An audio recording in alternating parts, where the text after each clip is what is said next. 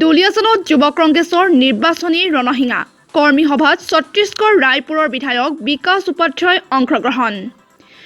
Tengakhat block Congress কমিটিৰ উদ্যোগত আৰু কঁঠালগুৰি মণ্ডল কংগ্ৰেছৰ সহযোগত দুলিয়াজান কঁঠালগুৰি বজাৰ প্ৰেক্ষাগৃহত দেওবাৰে অনুষ্ঠিত হয় আগন্তুক বিধানসভা নিৰ্বাচনী কেন্দ্ৰিক সভা।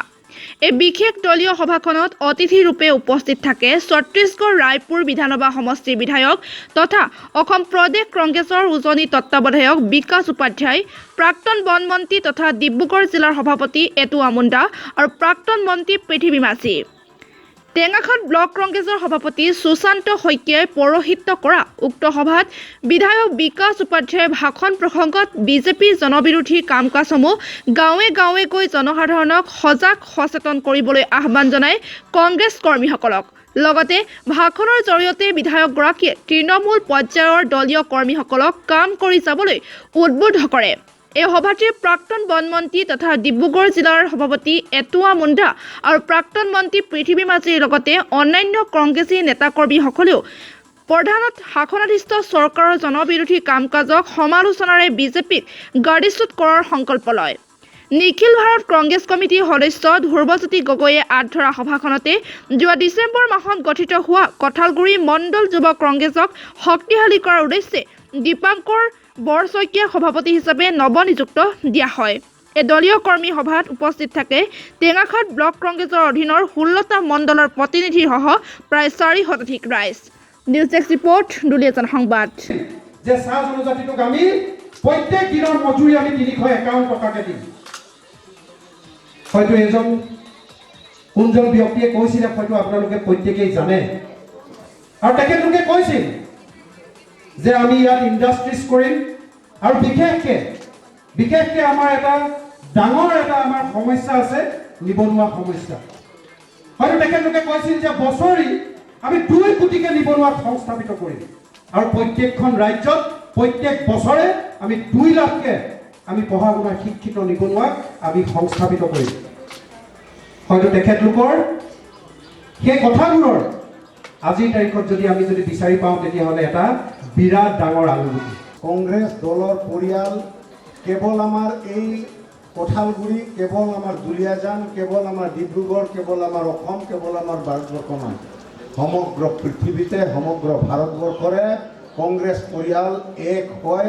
असम प्रदेश कांग्रेस के अलग अलग विधानसभा में असम प्रदेश के अलग अलग क्षेत्रों में जाकर आने वाले 3 महीने में विधानसभा के चुनाव हैं और विधानसभा में किस प्रकार से कांग्रेस का कार्यकर्ता लोगों जनता के बीच में जाएगा। 5 साल से भारतीय जनता पार्टी की सरकार है और कितने अत्याचार या भारतीय जनता पार्टी ने जो मैनिफेस्टो अपना 5 साल पहले बताया था, युवाओं को 5 लाख युवाओं को हर साल रोजगार लगाने की बात कही थी, टी गार्डन में काम करने वाले लोगों का वेजेस बढ़ाने की बात हुई थी, महिला बहनों के ऊपर अत्याचार इन 5 सालों में बढ़ गया। तो भारतीय जनता पार्टी के झूठे वादों को जनता के बीच में ले जाकर पर्दाफाश भारतीय जनता पार्टी का करना है। उसको लेकर हम हर विधानसभा में कार्यकर्ताओं के साथ बैठक हो रही है, उनसे बातचीत हो रही है और किस चीज़ को लेकर हम उनके बीच जनता के बीच में जाएंगे उस पर हम लोग एक रणनीति बनाने का काम कर रहे हैं। कि असम प्रदेश में 126 सीट है और मैं समझता हूं कि जिस प्रकार से 5 साल में भारतीय जनता पार्टी ने कुछ नहीं किया, कांग्रेस की पहले भी 15 साल यहाँ सरकार थी, कांग्रेस के पूर्व मुख्यमंत्री ने, तमाम कांग्रेस के नेताओं ने जनता के बीच में जनता के द्वारा किए बातों पर कार्य किया है, उनकी बातों को सुना है। तो मैं समझता हूँ कि बहुमत कांग्रेस पार्टी का बनेगा, बहुमत पे कांग्रेस की सरकार यहाँ पर बनेगी। असम प्रदेश में क्या अत्याचार हो रहा है ये किसी से छुपा नहीं है। हिंदुस्तान का एक व्यक्ति यहाँ के अत्याचार के बारे में जान रहा है।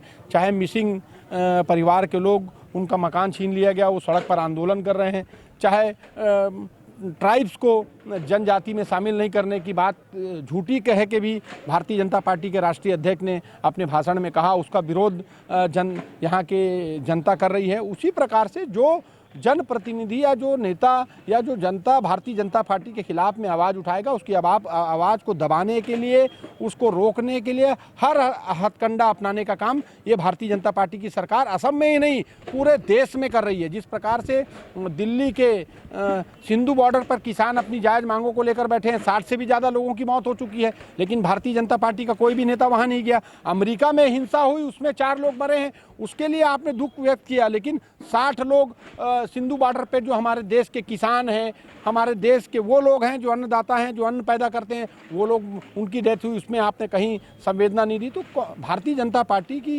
ये एक साजिश है। जो लोग आवाज़ उठाते हैं उनकी आवाज़ को दबाने का काम वो लोग करते हैं कि महंगाई सर चढ़ कर बोल रही है। जिस प्रकार से पेट्रोल, डीजल, आलू, प्याज, राशन या हर चीज़ जो महंगी हुई है, भारतीय जनता पार्टी केंद्र में सरकार महंगाई के दम पर बनी थी। महंगाई आई, महंगाई की बात करती थी कि कांग्रेस की सरकार महंगाई लाई है। अब भारतीय जनता पार्टी की सरकार है और महंगाई सर चढ़कर बोल रही है।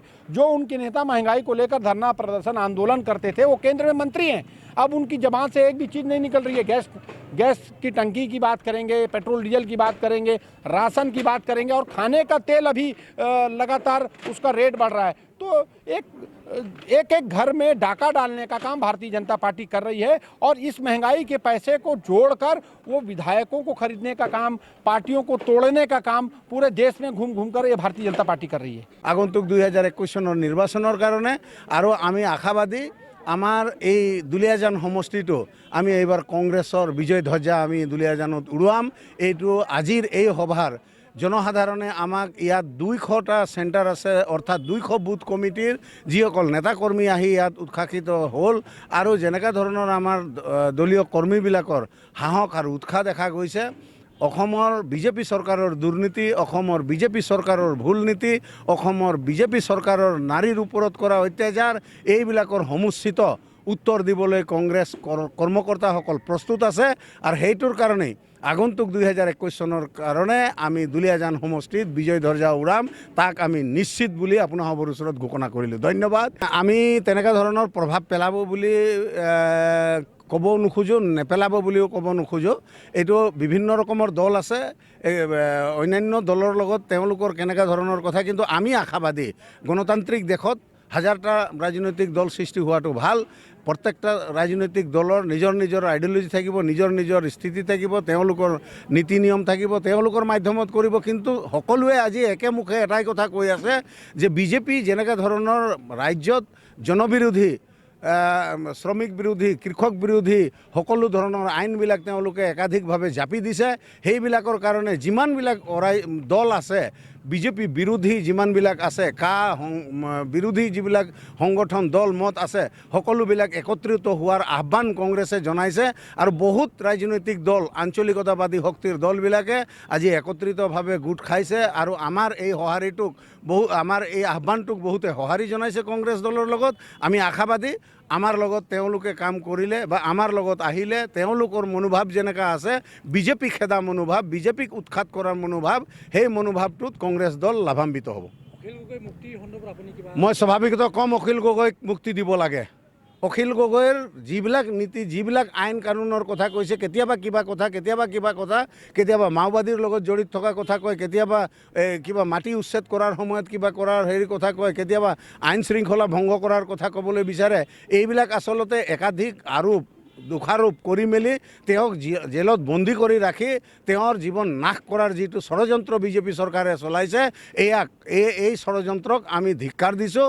এইটোক আমি আমি প্ৰতিবাদ কৰোঁ। আমি তেওঁৰ মুক্তিৰ কাৰণে আমাৰ নেশ্যনেল কংগ্ৰেছৰ পৰা PCC কংগ্ৰেছৰলৈকে DCC কংগ্ৰেছো আমি দাবী কৰোঁ যে নিৰপৰাধী যিসকল আছে, বিজেপিৰ দুখগুণ দেখাই দিয়াটোক বা বিজেপিৰ ভুল নীতিৰ বিৰুদ্ধে কোনোবাই যদি মাত মাতে, তেওঁক এনেকুৱা ধৰণৰ শাস্তি প্ৰদান কৰা এই অগণতান্ত্ৰিক, অসাংবিধানিক এই বিজেপি চৰকাৰৰ এই নীতিটোক আমি তীব্ৰ বিৰোধিতা কৰিছোঁ। অখিল গগৈক আমি মুক্তি দাবী কৰি শীঘ্ৰে তেওঁক মুক্তি দিবৰ বাবে দাবী জনাইছোঁ। Thank U.